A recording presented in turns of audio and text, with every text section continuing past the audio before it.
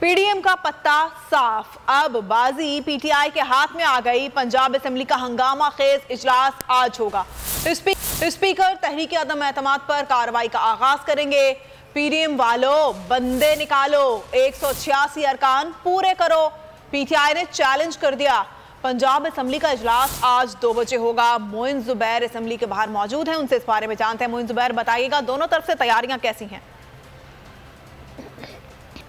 बिल्कुल, आज पंजाब असेंबली का इजलास होने जा रहा है और इस इजलास के हवाले से तहरीक इंसाफ ने अपनी हिकमत अमली जो है वो फाइनल कर ली है। गुज़िश्ता रोज़ पहले मुनस इलाही साहब इमरान खान साहब से मुलाकात के लिए ज़मान पार्क पहुँचे, जहाँ पर सीट एडजस्टमेंट के अलावा जो आज का इजलास है उस पर भी गुफ्तगू की गई। और उससे मुलाकात के फ़ौरन बाद पाकिस्तान तहरीक इंसाफ की जो पार्लिमानी पार्टी का इजलास है वो 90 शाहरा में मुनक़िद किया गया, जहाँ पर 160 से ज़ायद अरकान पंजाब असेंबली ने शिरकत की, जिनमें से बताया जा रहा है कि 4 अरकान पंजाब असेंबली जिनका ताल्लुक तहरीक इंसाफ से है वो बैरून मुल्क इस वक्त मौजूद है। और इसके अलावा जो इजलास में शिरकत के लिए लाहौर नहीं पहुंच सके वो मौसम की ख़राबी की वजह से बताया जा रहा है कि लाहौर नहीं आ सके। इसके अलावा तहरीक इंसाफ के जो चेयरमैन हैं उन्होंने अपने पार्टी के अरकान असेंबली से भी खिताब किया वीडियो लिंक के ज़रिए, और 15 मिनट के करीब ये खिताब जारी रहा। इमरान खान ने अपने अरकान पंजाब असेंबली को आज के इजलास के हवाले से जो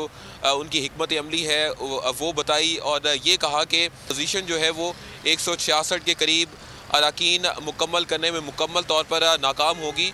और आज का ये जो इजलास है उसके हवाले से तहरीक इंसाफ की जो स्ट्रेटजी है वो पहले मुनस इलाही के साथ, और उसके बाद जब जो अरकान पंजाब असेंबली का जो इनका पार्लिमानी पार्टी का जो इजलास था उसमें मुकम्मल कर ली गई है। और इमरान खान की तरफ से यही कहा गया है कि तमाम जो अरकान पंजाब असेंबली जिनका ताल्लुक तहरीक इंसाफ से है वो तकरीबन आइंदा एक हफ़्ते तक लाहौर में ही मुकीम रहें, ताकि जो भी सूरत हाल होती है उस पर फ़ौरन तौर पर एक्शन लिया जा सके।